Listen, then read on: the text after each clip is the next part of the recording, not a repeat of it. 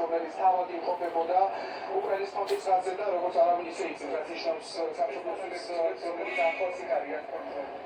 პირველ რიგში მიულოცავ უკრაინის დამოუკიდებლობის დღეს, უკრაინას მიულოცავ დამოუკიდებლობის დღეს და ჩვენ მებრძოლებს, ყველა უკრაინის მებრძოლს.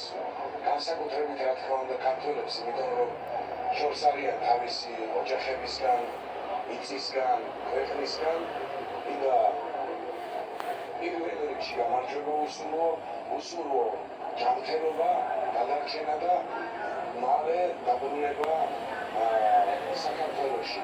მე დარწმუნებული ვარ ერთ რამეში, რომ ბევრს მათგანს ამ ქვეყანაში რომ სურდეს ჩამოსვლა, ამის უფლება არ აქვს და მე დარწმუნებული ვარ, რომ 5 ოქტომბერს მათთვის საქართველო იქნება თავისუფალი და თავისუფლად შეძლებენ წამოსვლას, ოჯახების ნახვას, ოჯახებზე მოფერებას, ასე რომ 4 ოქტომბერი იქნება გამარჯვების დღე საქართველოსთვის და ძალიან მალე უკრაინა გაიმარჯვებს ამ ომში.